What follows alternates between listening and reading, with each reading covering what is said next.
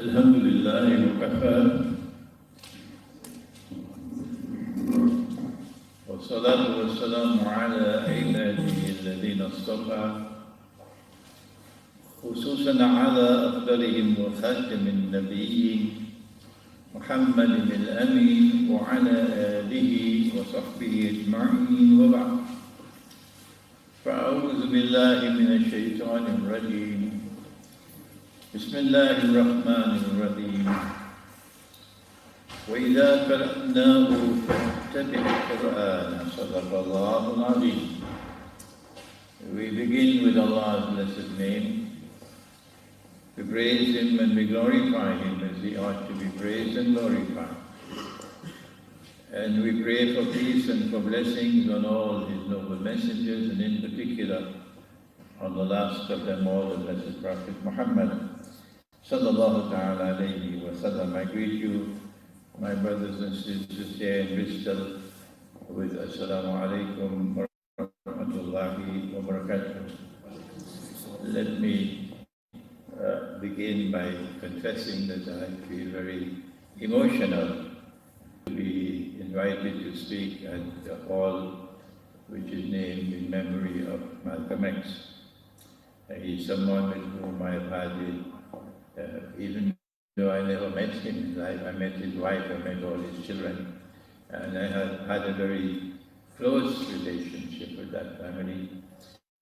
And I have always considered him to be a hero when I was growing up. And even now he still remains for me someone of great importance in the world of Islam.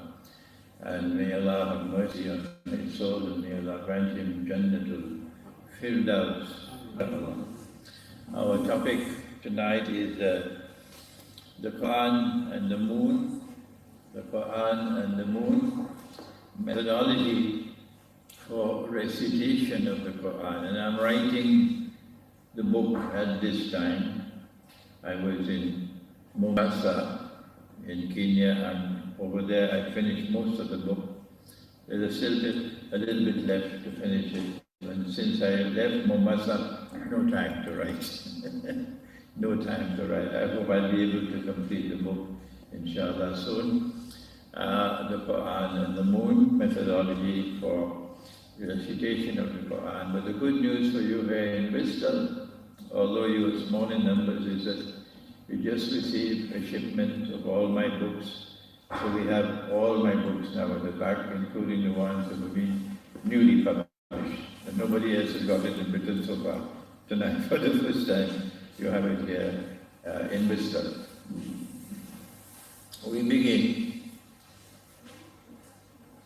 by directing attention to the names of the books which were sent down by Allah. He gave them names. One of them was known as the Torah. Another one was known as the Psalms, the Zabur. Another one was known as the Injil, the Gospel. But this one does not have a name. This last book does not have a name. This last book is called Quran, which is a recitation. I wonder why. Why? This book is called a recitation. Why? And that was called Torah, that was called Injil, that was called Zabur, but this is called a recitation. Quran means a recitation. A book, therefore, to be recited. We read with our eyes, but we do not recite with our eyes.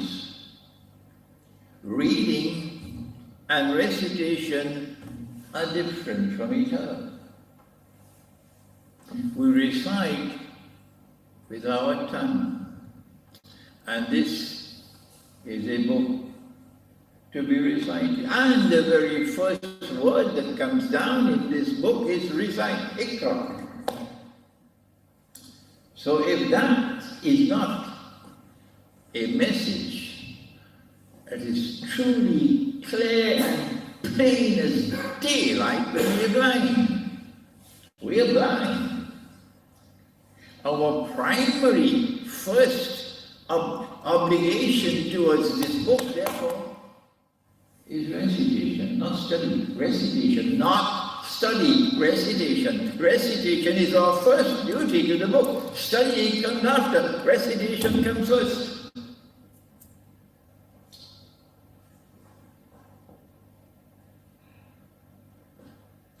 And then they come to the very great surprise. If it is a recitation, well then who is reciting? Whose recitation is it? And we begin now with Surah Al-Qiyamah. And this is what Allah says. وَإِذَا قَرَأْنَاهُ فَاتَّبِعْ قُرْآنَهُ. It is the first person plural. Let me use the first person singular. And when I have recited this book, you must follow that way of recitation. Is everybody comfortable with this? Huh? So this is Allah's recitation. It is not just a Quran, a recitation. It is Allah's recitation. وَإِذَا قَرَأْنَاهُ. And when I have recited this book, فَاتَّبِعْ. You must now follow that way of recitation. When did he recite it? When did he recite it? All through the year, the angel Jibreel alayhi salam will bring wahi, or revelation, and it will be given to the heart of the Nabi sallallahu alayhi wa sallam. But not in Ramadan. No. Something else in Ramadan. In Ramadan, the angel will come down to recite. But it's not the angel reciting. It is Allah who is reciting, and He is using the angel. So when He says, when I have recited, He's referring to the angel coming down in Ramadan and reciting. This is what He meant by, when I have recited. And the angel will come down every night of Ramadan and recite the whole Quran. I may be wrong. I don't have the proof. I'm just suspecting that the angel was reciting the whole Quran in Ramadan, including that which had not as yet been revealed. I may be wrong. So the angel would recite the whole Quran in Ramadan and complete the whole Quran in 1 month.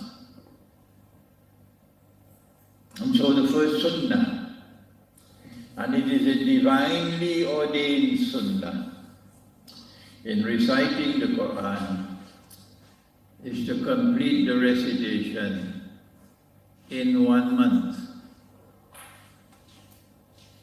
But if you do not know how to recite, you've just taken the Shahada, you've not been a Muslim for 40, 50, 60, 70 years. No. You're just learning. Well, never mind.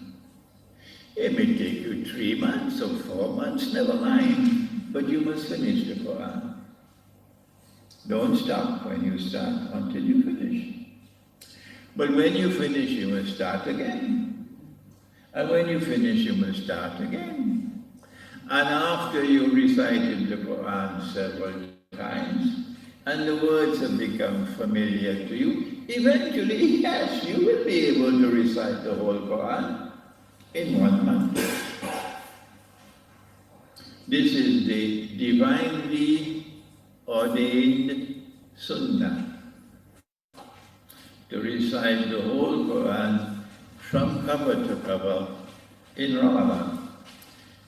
Can I ask a question? Do you mind? You won't be angry with me? Okay, Bristol, let me hear. If you recited the whole Quran in Ramadan, last Ramadan, put your hands up, let me see. Put your hands up, let me see. Oh, okay, that means you got homework to do, Bristol. You got homework to do. This is your first duty to the Quran, your first duty. Okay, now can I ask another question? Are you teaching your children to recite the Quran? Put your hands up, let me see. And there you are. This lecture, therefore, is even more important for you. Even more important for you. Now, before we proceed, how did the angel recite the Quran? So that we must follow that method of recitation. Let me take you to Akhir Zaman. You know Akhir Zaman, or the end time. It is that time when Dajjal will be at work, and he will be testing us. And his test and trial, or his fitna, is the greatest that mankind will experience all through history. One of the most important of all. And it took me a long, long time to recognize how important this was. The Prophet ﷺ prophesied, the time will move faster and faster. A whole year will pass like a month, a whole month like a week, a whole week like a day, a whole day like an hour, and a whole hour like the amount of time it takes to kindle a fire. Time will move faster and faster. Can I ask another question? You won't be angry with me? If you have the perception that time is moving faster and faster, put your hands up, let me see. Good, put your hands up. Is there anyone who does not perceive time moving faster? Put your hands up. MashaAllah. Anybody else? Only one? Depends what we're doing. If you do not perceive time moving faster and faster, put your hands up. Only one. You born in Britain? Yes, by following instructions. Oh. Okay. I find it differently. Okay. I also, my hand was up until I started reciting the Quran as it ought to be recited. And guess what happened? Time stopped moving faster. Time stopped moving faster. The reason why time is moving faster and faster is because Dajjal has corrupted our hearts. Even if you are a Sufi sheikh, if you perceive time moving faster and faster, sheikh, your heart has been attacked. Your heart is no longer beating in harmony with the system of time that Allah has created. And that system of time operates all through the universe. That system of time has the moon at its heart.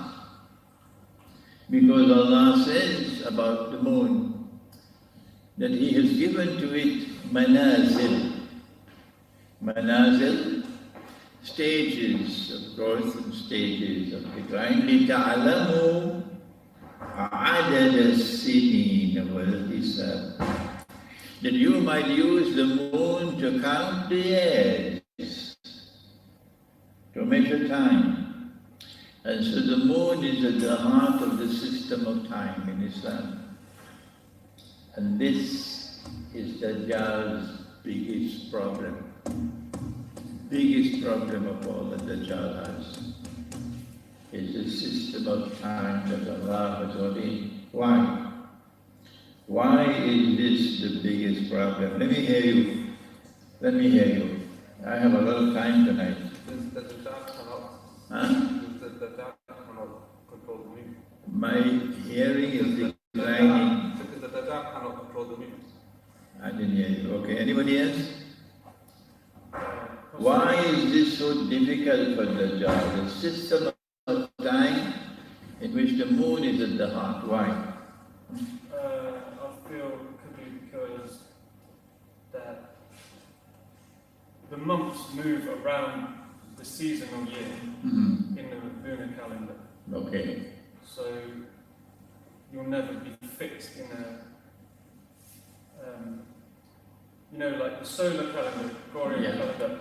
Things happen at the same time relevant to the season every year. So you're fixed in a calendar. He's pointing out to the fact that when you use the sun for measuring time, you have the solar year, in which you have the seasons.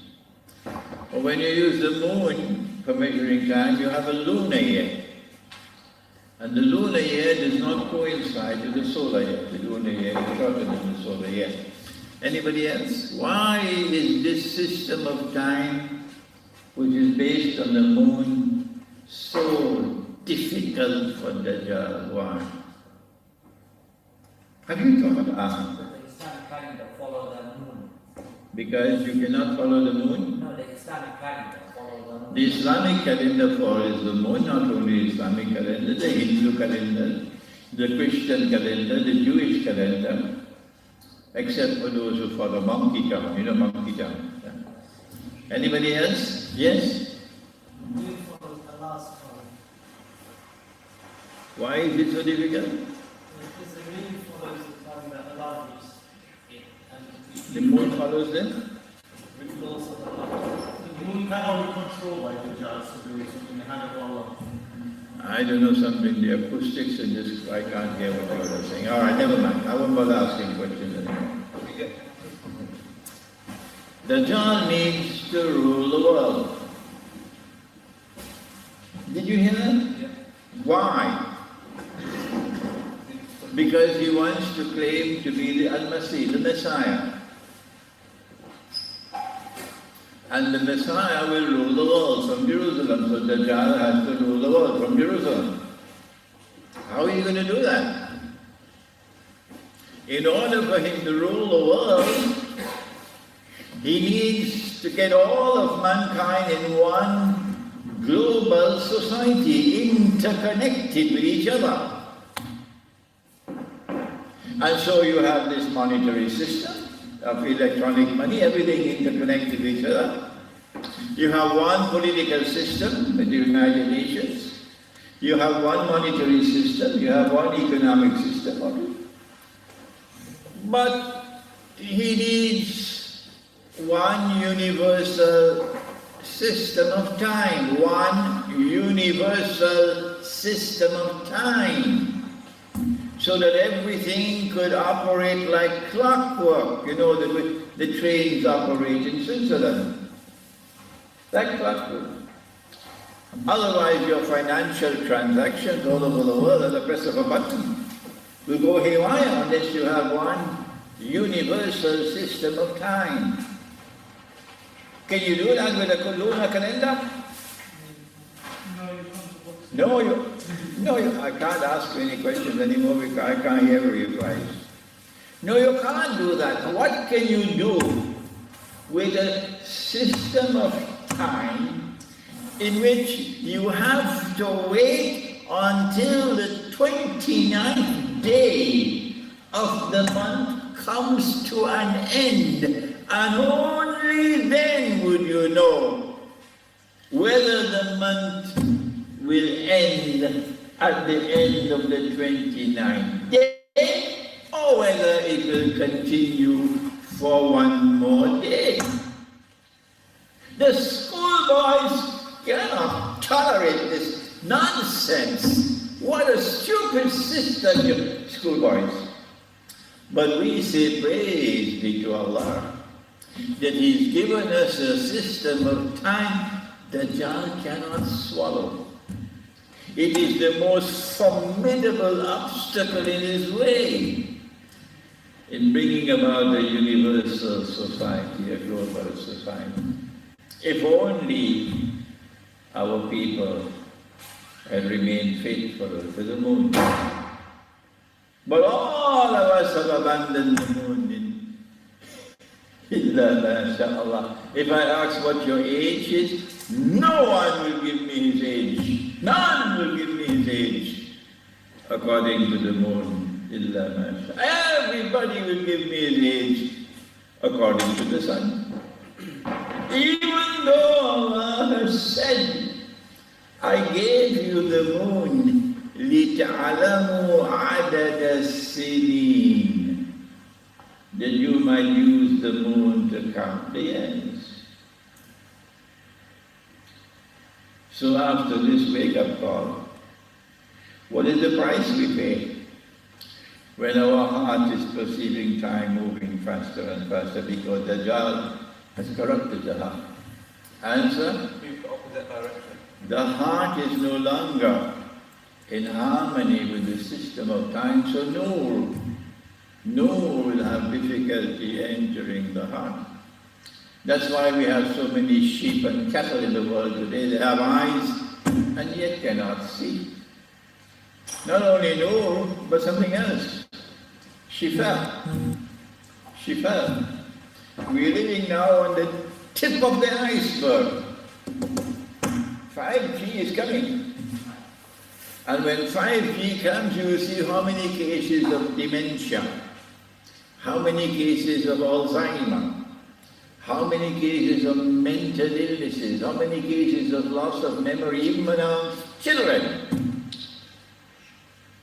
That's coming. And in order to protect yourself, you need Shifa. Shifa means healing. And this Quran heals. But the healing cannot come if your heart is not beating in harmony with the system of time in Allah's creation. And so how to bring the heart back so that your heart will be like His heart? He said, I don't perceive time moving faster. If He had not said it, I would have been the only one in the room.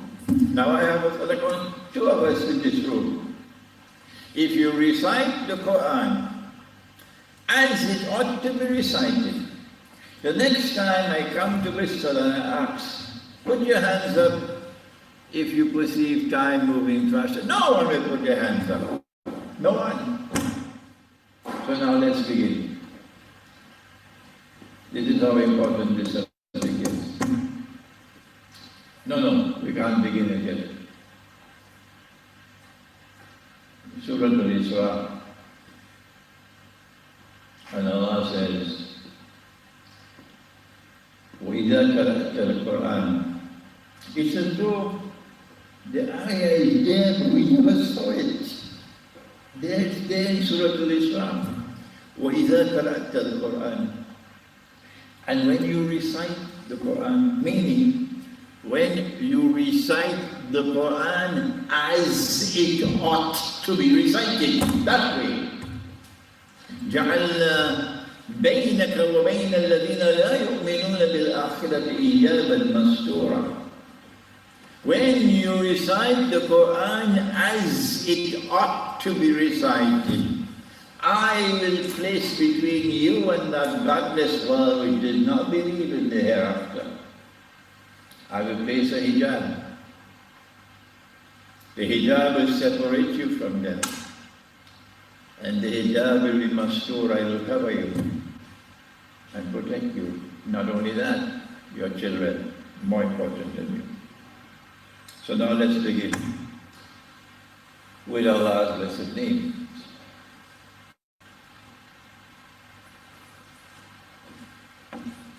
If the angel recited the whole Quran in Ramadan, it then follows that the angel would have recited one portion every night.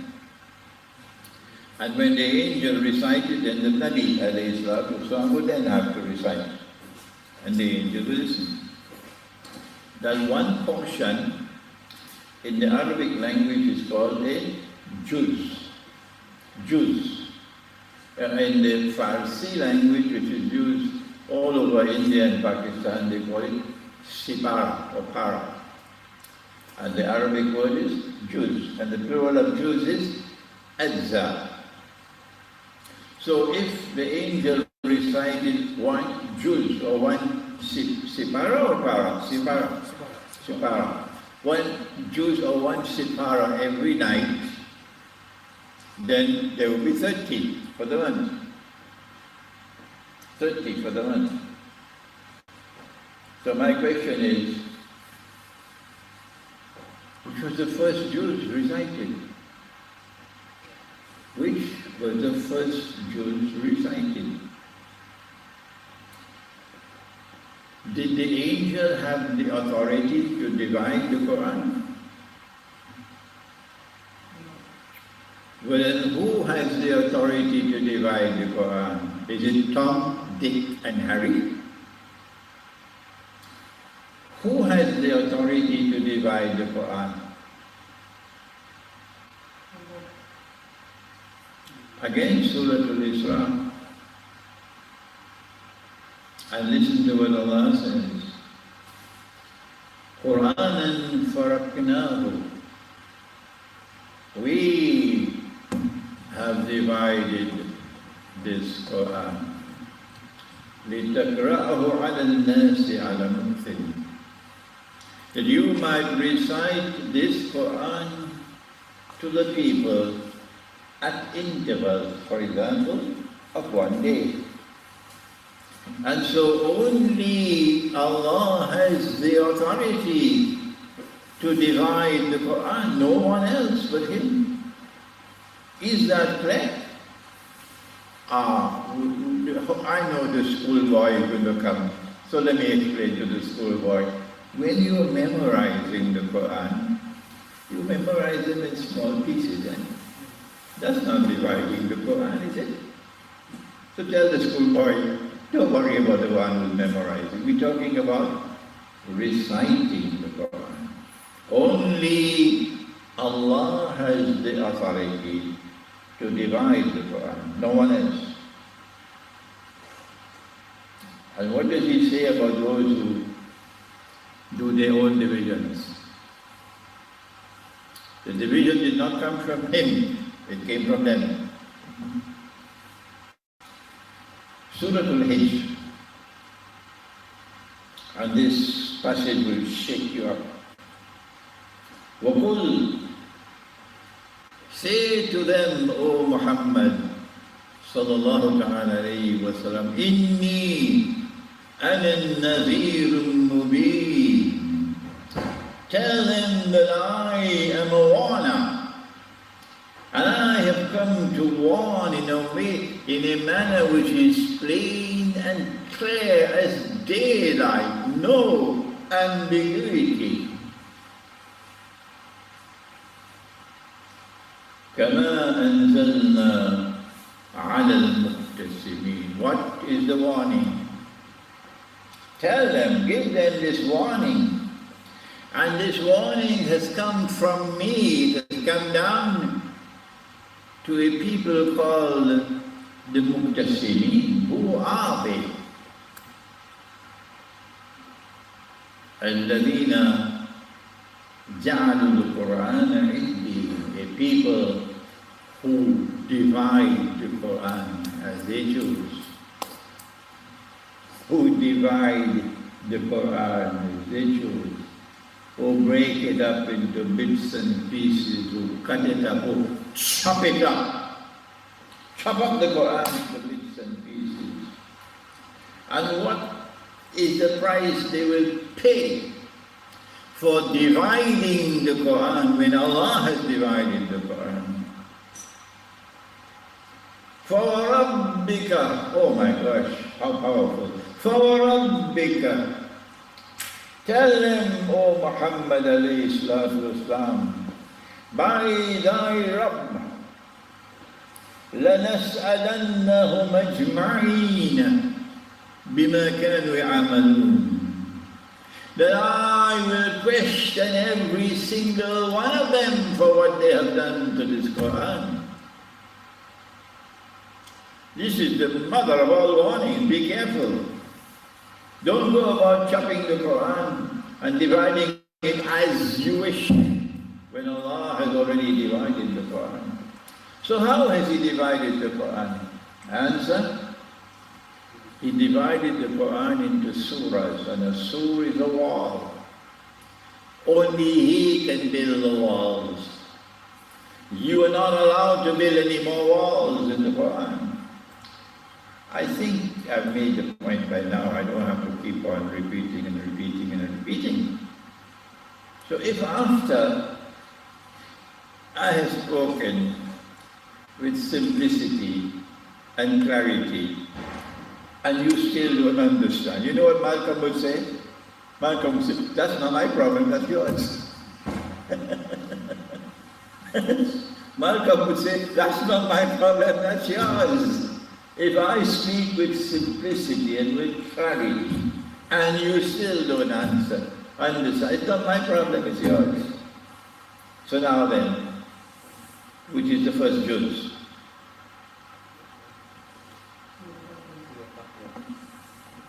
Apart from Surah Al-Fatiha, which has to be recited every time you recite the Quran. This is why Allah says, سَبْعًا مِنَ الْمُثَانِ وَالْقُرْآنِ الْكَرِيمِ. So every time you recite the Quran, you must recite Al-Fatiha.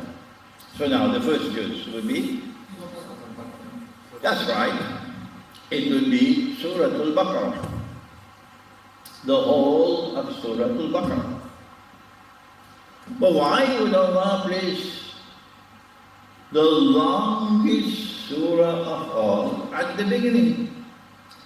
286 verses. And all the long surahs are at the beginning. Al-Baqarah, long. Ali Imran, long. Al-Nisa, long. Al-Ma'idah, long. Al-Anam, long. Al-A'raf, long. And why has He placed at the end only short surahs, some of them only 3 ayat? Let me hear you.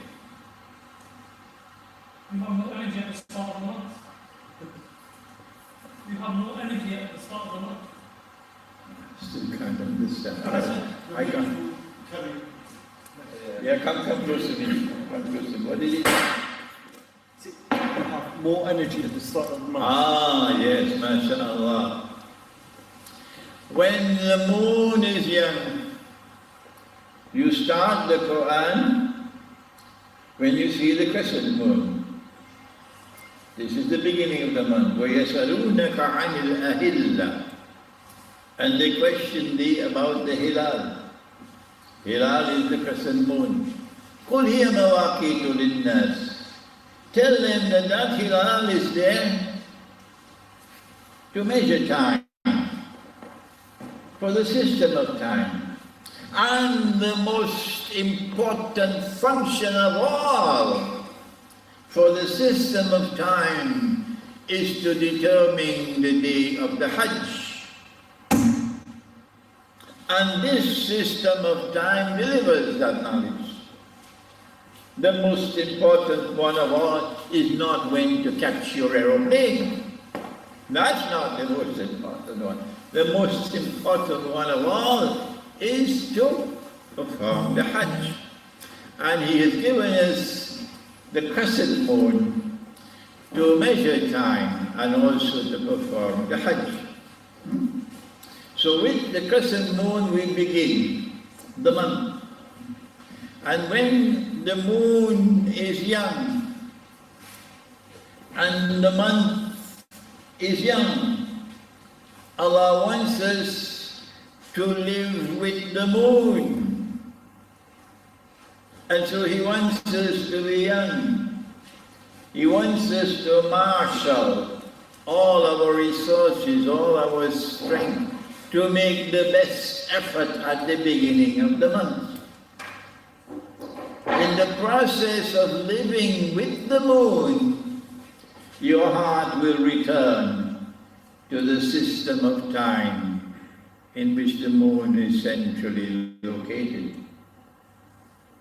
And so on the first day, you recite Surah Al-Baqarah.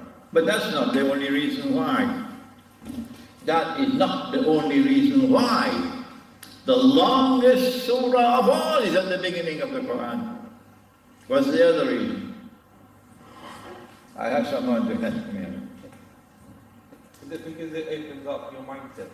Because it's open up your mindset. Okay. But the first two verses want to say that which is mean this book is, there is no anything wrong with it. Okay. All right. Anybody else? Why is the longest surah of all at the beginning of the Quran? Why? Is it because the surah is a summary of the whole Quran? Okay. Yeah. Summary of the Quran. Okay. So the ayah that says that after difficulty comes ease, Okay. can be said to be true as an example. Right. Anybody else? Because of Ayatul Kursi? Huh? Because of Ayatul Kursi. Okay. No, I think you're guessing now. Anybody else? Okay. He has given us the longest surah of all at the beginning of the Quran to test you. To test you. To see whether you will respect the walls which He built, or whether you'll build your own walls. And guess what we did? Shall I tell you? Shall I tell you? Or you already know? You already know it. I don't have to tell you. I don't know who did it. I don't know who did it. And you don't know who did it. A very mysterious person who did it. But what he did was manifestly sinful. He built 2 walls in Surah Al-Baqarah. 2 that Allah did not build. And Allah says, فَوَرَبِّكَ لَنَسْأَلَنَّهُمْ أَجْمَعِينَ بِمَا كَانُوا يَعْمَلُونَ. I'm going to question every single one of them for what they did to this Quran. At 141, ayah number 141 of Al-Baqarah, he built a wall. At ayah 252 of Al-Baqarah, he built another wall. This was a bricklayer who went to work in the Quran. At the 91 of Surah Al Imran, he built another wall. And this was sinful. This was manifestly sinful. And this did not come from Allah. Because Allah built different walls. And so now we've uncovered, I hope, without any confusion in your minds, that we have strayed significantly from the way that Allah recited the Quran. And maybe that's why we're in the mess in which we are today, where everyone put their hands up. Yes, I do perceive time moving faster and faster. So on the first day, we recite Surah Al-Baqarah. Even if you do not understand what you are reciting, never mind. Never mind. Go ahead and recite it. And you can, in addition to the reciting the Quran, you also study the Quran. But while you're reciting that, you must not stop to go to some translation. Don't interrupt Don't interrupt the recitation. Yes, sometimes you will come to an ayah and you might want to repeat it twice, 3 times, never mind that. That is for those who are understanding what they are reciting. And then on the second day you recite Surah Ali Imran.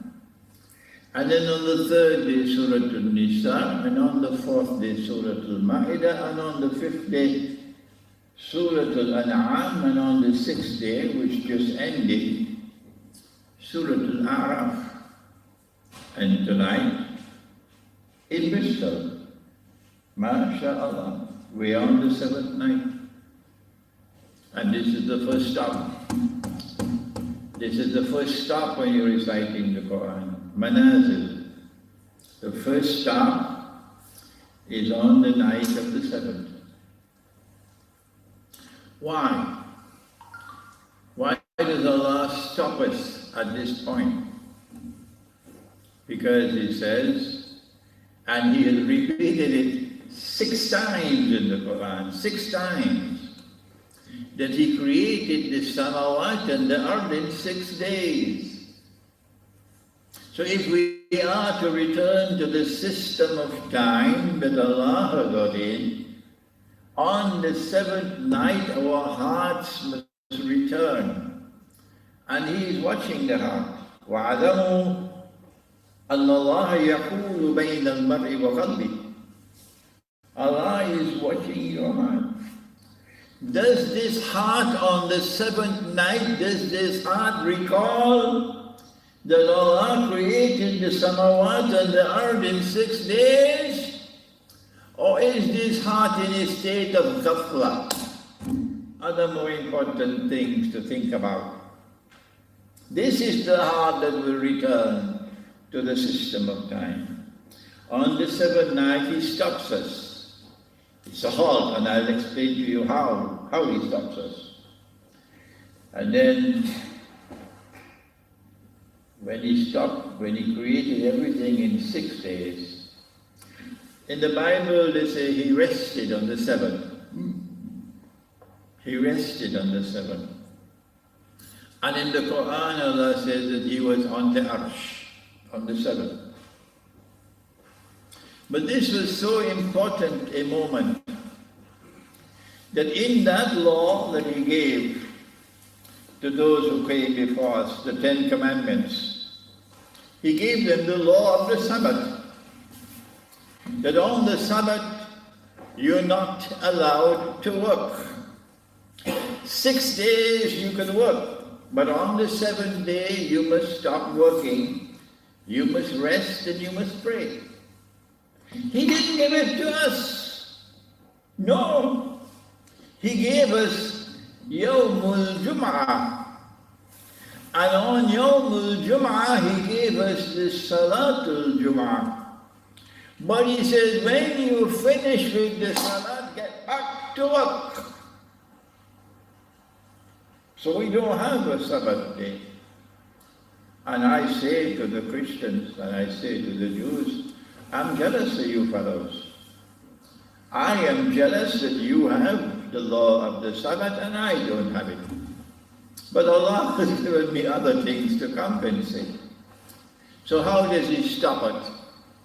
How does He arrest us on the 7th day? Answer, nothing happens in this Quran by accident. Nothing happens by accident. I wish Islamabad could learn that lesson. Yes. Nothing happens in this Quran by accident. On the 7th day we have to recite Surah Al-Anfal. All the previous surahs were long surahs. But Al-Anfal is short. And the one that comes after Al-Anfal is long. So why is Al-Anfal short? Could it be by accident? No, tell the schoolboy, no. Nothing happens by accident. But not only is Al-Anfal short, but something else to arrest our attention. And that is that the surah which comes after Al-Anfal is the only surah of the Quran which does not begin with Bismillahir Rahmanir Rahim. Oh yes, we know that there are 114 surahs in the Quran. We know therefore that every surah begins with Bismillahir Rahmanir Rahim, so therefore there must be 114. We know that in Surah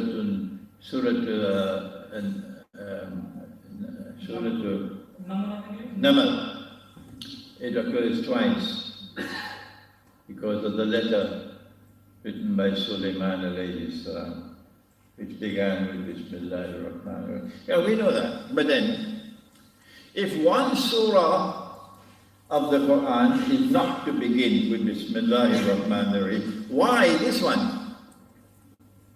Why this one? Why not another one? When these two are put together, there is a difficult word in English. When they are juxtaposed, put together, then we are arrested, our attention is arrested. And we say that the reason why Allah has made Al-Anfal short and no Bismillahir Rahmanir Rahim in At-Tawbah is number one, because He wants us to combine these two surahs as our juz for the seventh day. And number two, because He wants to arrest our attention that we should reflect over the fact that Allah created creation in 6 days and on the seventh He was on the Arsh. And Allah knows better. If we are wrong, we invite our critics to correct us. And so on the 8th day, we now recite two surahs. Surah to Yunus and Surah to Hud. And on the 9th day, two. Surah to Yusuf and Surah to Ra'd. And on the 10th day, two. Surah to Ibrahim and Surah to Hijr. But now on the 11th day, He arrests us again. On the 7th day, because 1 week has ended. On the 11th day, because our Prophet said, we are an unlettered people. We don't know how to read and to write. And for us, the month is comprised of this and this and this. This is what He did. This is what He did. So 10 and 10 and 10, which means 1/3 and 2/3, and then the whole. All through the month this is important. All through the year this is important, but in 1 month of the year supremely important, namely Ramadan. Ramadan is Ramadan. So when 10 days have ended, 1/3 is now finished. So on the 11th day we are arrested, so that we will reflect over the fact not only has 1 week ended, but now 1/3 of the month has ended. Nobody does that anymore. We're only concerned about January and February and March and April. And we have lost contact with the moon. And so on the 11th day, He gives us a long surah, Surah An-Nahl. Surah An-Nahl is a long surah for two reasons. He wants us to recite only one surah on the 11th day, Surah An-Nahl, so that we mark 1/3 of the month has ended. But also because on the 12th day, He wants the two sisters to remain together. Who are the two sisters? Surah Al-Isra and Surah Al-Kahf. Surah Al-Kahf is a surah, as they say in French, the surah par excellence of Akhirul Zaman. And you cannot study Surah Al-Kahf without Surah Al-Isra. Surah Al-Isra is the key to Surah Al-Kahf. Surah Al-Kahf tests you, oh yes, to see whether you have insight. Insight is a lovely word in the English language, insight. People of Basar. Very difficult for someone of insight to be born. I don't know much Urdu, but I did memorize some of Iqbal. And Iqbal said, Hazaro saal Nargis apni benuri pe roti hai. For thousands of years, this flower called Nargis has been weeping. There's no one to admire her. Correct translation? Badi mushkil se hota hai chaman mein deed awar paida. It's so difficult in this garden for a deed hour to be born. A deed hour, a man of insight, a man like Khidr alayhi salam. So insight is what you need to study Surah Al-Kahf of the Quran. And the surah that will help you most of all is Surah Al-Isra. And so Allah wants to keep these two surahs together. So He gives us one surah on the 11th day, so that these two will be combined on the 12th day. So we had one stop on the 7th day, and we had one stop on the 11th day. And now we come to the third stop. On the 12th day we have Al-Isra and Al-Kahf, and on the 13th day we have Maryam and Taha, and on the 14th day we have Al-Anbiya and Al-Hajj, and on the 15th day we have Mu'minun and Surah An-Nur. When the 14th day has come to an end, in Urdu, Chawli ka Chand. When the 14th day has come to an end and the 15th night commences, it's the full moon. It's the full moon. And there may be more in the Quran on the full moon. We know that when Nabi Muhammad ﷺ arrived in Medina, Bisan tala'al badru alayna. Al-Badr, the full moon had come upon us. That's how they described him. But first, the full moon is a time of maximum light. And therefore He gives us Surah An-Nur, the Surah of light. But the moon doesn't have any light of its own. The moon gets the light from the sun. And so we are forced to think. Allah sent down the Quran to a people who think. لِقَوْمِ يَتَفَكَّرُونَ. And that eminent scholar, Dr. Muhammad Iqbal, he said, and in my old age I now agree with him, he said, this ummah stopped thinking 500 years ago. I agree with him now. Even with an Oxford education, we still cannot think. This ummah stopped thinking 500 years ago. How come? Where does the moon get her light from? And how come the light is so graded and calibrated that it goes slowly, slowly, slowly from a crescent moon until it becomes a quarter? That's where it is tonight. Look up in the sky. And then it goes on becoming bigger and bigger and becomes a full moon. Who is the architect who designed it like this? And then having become a full moon again, it begins to decline as slowly as it grows. لِتَعْلَمُوا عَدَدَ السِّنِينَ وَالْحِسَابِ. So on the night of the full moon, we should be reflecting on Allah's creation. How come this moon became a full moon? So He gave us Surah An-Nur, which is a surah of light, on the 15th day. And that was our third stop. the 7th day, the 11th day, and the 15th day. And as we stop on these points of time, the heart is beginning to be locked into the moon. Is that so difficult to understand?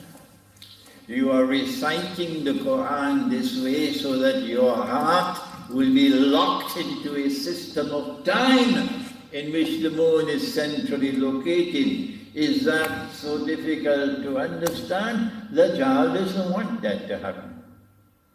He wants you to forget the moon. So you can enter into one system of time which can be universalized, globalized, like the monetary system, like the political system, like the economy. One godless global order of sheep and goats, where thinking people have no place to survive. They call it globalization. And then comes the 21st day. And the 21st day, remember, he did this, and then he did this, and then he did this, sallallahu ta'ala alayhi wa sallam. So when the 21st day comes, the 21st night, it means that 2 have ended, 2/3 have ended, and only 1/3 now remains. This is important for us as we measure the passage of time over one lunar month, that we have only 1/3 left in the month. But this is particularly important in the month of Ramadan. Why? Because in Ramadan, it is in this last 1/3 that Allah sent down the Quran. And that night in which He sent down the Quran was so important a night for Him that He makes it a night of celebration. Allah celebrates the revelation of the Quran. How does He celebrate the revelation of the Quran? He calls it the night of Qadr. And He celebrates, you won't believe this, He celebrates by sending down the angels. More than that, He also sends down Jibreel alayhi salam. And He sends them down for everything He requires them to do. You have been making dua. You are in debt. You want to get out of debt. Who is not in debt today? Maybe a student loan, maybe a loan to buy a house, maybe a loan to buy a university for the men's photo card, whatever be, and then the debt kept on mounting and mounting and mounting, and you're now stuck in debt. And you want to get out of debt, and you're making dua. Your mother might be stricken with cancer, and this is your mother. And you're making dua and dua and dua and dua and dua. Or you might want a wife, you can't get a wife. Sheikh, can you help me get a wife? And you're making dua, I want a wife. Or you might be a mother, divorced with a little daughter. No one to maintain her because the father has disappeared. And you are now on the street looking for a job. You have to pay the rent for the house, you have to pay this, you have to pay that. Or when a single woman is on the street looking for a job, the sharks bite even sharper. And so you're making dua, oh Allah, I ask you for a husband. And you're making this dua all through the year, but on the night when you should be making it, you're sleeping. The night of Qadr. The night when Allah is celebrating. This is the night you should be asking. He said, look for it on the odd nights. of the last 10, the odd nights. But when the angel comes to give you what you've been asking for, the angel finds that you started Ramadan on the wrong day. Because instead of looking at the moon, you followed Saudi Arabia. So ask Saudi Arabia to solve your problem for you. Don't ask me. Don't ask me to solve your problem. Go ask Saudi to solve your problem. This is the night for Allah to answer your dua and give you what you want asking for. But I have a secret to share with you. The Quran says it explains all things, right? Tibyanan likulli shay. So although the Prophet said, alayhi salatu wasalam, look for it on the odd nights, I want to share with you my view. It is possible. Let me choose my words carefully now. It is possible from a careful study of the location of all the surahs of the Quran to locate which is the night of Laylatul Qadr. Full stop, I have nothing more to say. So on this 21st night, Allah gives us Suratul Fussilat to recite.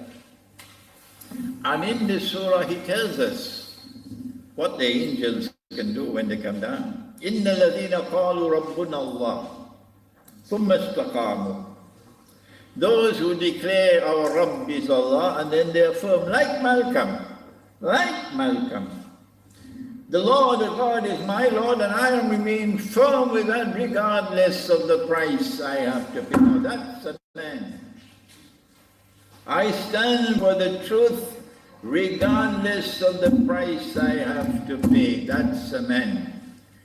Not the one who says, Sheikh, I can't do that. My business might collapse.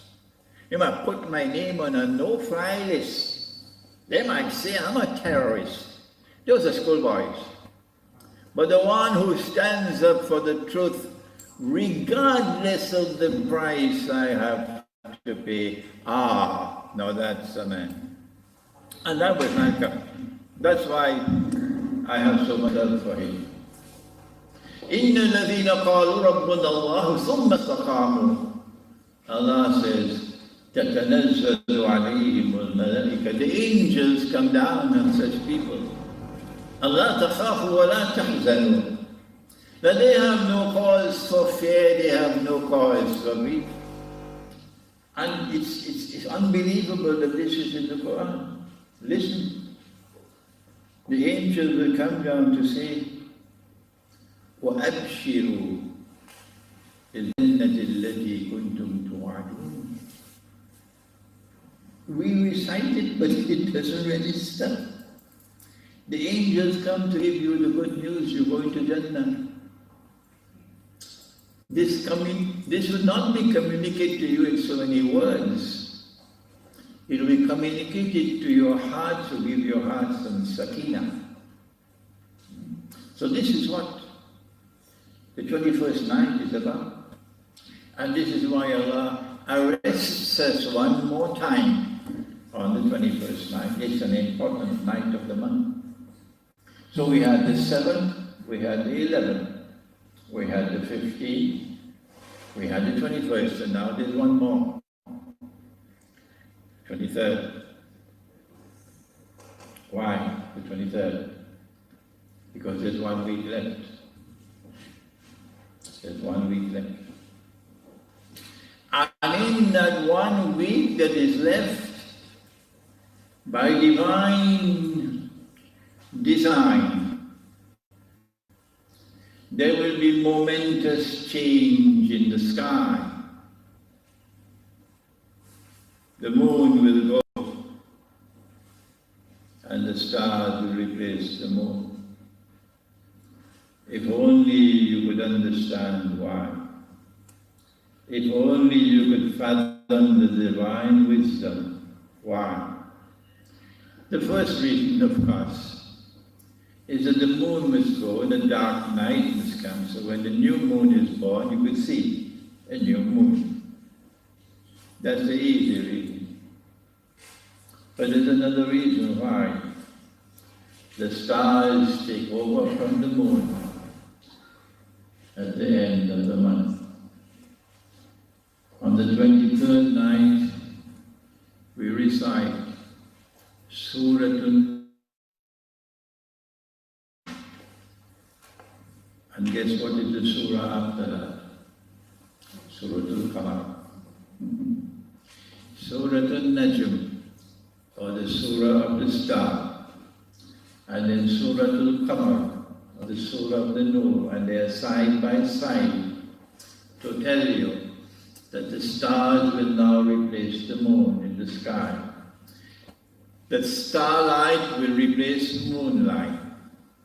But the deeper meaning is that when you recite the Quran this way, and you have been locked with the moon all through the month, every month, month after month after month after month, that this will now prepare you to study the Quran. Let me repeat it. I feel embarrassed that at my old age I now realize what I should have learned before. You cannot study the Quran as it ought to be studied unless you're reciting the Quran as it ought to be recited. What is the connection between the stars and studying the Quran?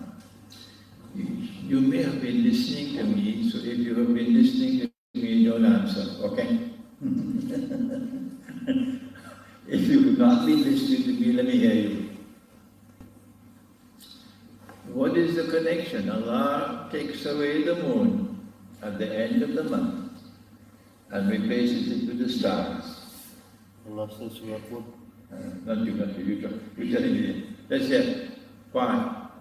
Stars are suns, they generate their own light. Stars are suns, they generate their own light. They generate your own light, okay. Like they, Yeah, go ahead. Anybody else? Why has Allah taken away the moon at the end of the month, the lunar month, and replaced the moon with the stars? Why? He's given us Suratul Najm, followed by Suratul Qamar, to tell you that now the moon will disappear and the stars will replace the moon in the sky. And this is to prepare you for study of the Quran.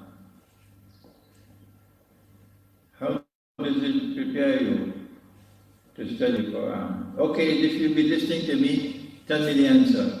Navigation. Navigation, connecting dots. That's right. You've been listening. Surah Al-Waqiyah of the Quran. And listen to Allah subhanahu wa ta'ala about how to study the Quran. فَلَا أُقْسِمُ بِمَوَاقِعِ النُّجُومِ. And I take an oath, I swear, I take an oath by the positions in which the stars are located. وَإِنَّهُ لَقَسَمٌ لَوْ تَعْلَمُونَ عَظِيمٌ. And this is no ordinary oath, no ordinary qasam. This is a tremendously important oath. This is the mother of all oaths. وَإِنَّهُ لَقَسَمٌ لَوْ تَعْلَمُونَ عَظِيمٌ. إِنَّهُ لَقُرْآنٌ كَرِيمٌ فِي كِتَابٍ مَكْنُونٍ. Surely this is a Quran which is Kareem, which is noble, And if you devote yourself to the Quran, you will be raised to a position of nobility. And this is the Quran which is Kareem, which is generous. It keeps on giving and giving and giving. Fi kitabin maknoon, and this Quran, this recitation, this divine recitation is located in a book which is protected. What's the connection? Answer: you cannot study the Quran except the way you study the stars. You cannot study the Quran except the way you study the stars. And so at the end of the month, he takes the moon out of the sky and he replaces it with the stars to teach you that as you keep on reciting the Quran, reciting the Quran, reciting the Quran every month, one day eventually you will start to study the Quran. And when you study the Quran, you have to study the Quran the way you study the stars. You don't study the stars by beginning with Surah Al-Baqarah, and then Surah Al-Imran, and then Surah Al-Nisa. That's Washington's way. Because they don't know any other way at Temple University when they get their PhDs. You don't study the Quran that way, Temple University. You study the Quran the way you study the stars. That you see how is this star connected with that star. And how is that star connected with this one and this one to form a pattern. And that is a work of insight, of basar. And it's not sold in the supermarket. Allah gives His nur to whomsoever Allah wishes to give. And there's a shortage of nur, I could tell you that in Islamabad at this time. So this was the 23rd. The 23rd night. When the 29th day of the month has ended, if the moon is seen, you will have only a short amount to finish the Quran. And they're small surahs. And if the 29th moon, the moon is not seen, and you have to recite the Quran one more day, it's just a little bit. So at the end of the month, when the moon is old, the month is old, and you're tired, Allah gives you short surahs. Make it easy for you to complete the Quran. If you recite the Quran this way, then I say to you, eventually you will no longer have the perception of time moving faster and yet faster. I pray that Allah might bless all those who have come tonight in Bristol to listen to me. I've been traveling for 6 months continuously now before coming to you here in Bristol. But I have some more lectures in London. If I could come to Bristol, you could come to London on the 9th at London University. There is a subject of the Quran, the methodology for study of the Quran, and we'll connect some of the stars on the 9th at London University. You go to my YouTube channel and you see the link for that lecture. On the 10th, I have to go to the Islamic Center of England, the Shia Center. There's a conference on Muslim unity, and I am one of the speakers. And on the 11th, I'm going to repeat this lecture if you want to come back again. It's Midtown, London. Go to my YouTube channel, you see. I'm going to repeat this lecture and then continue to methodology for study of the Quran. ربنا تقبل منا انك انت السميع العليم وتب علينا يا مولانا انك انت التواب الرحيم برحمتك يا ارحم الراحمين امين.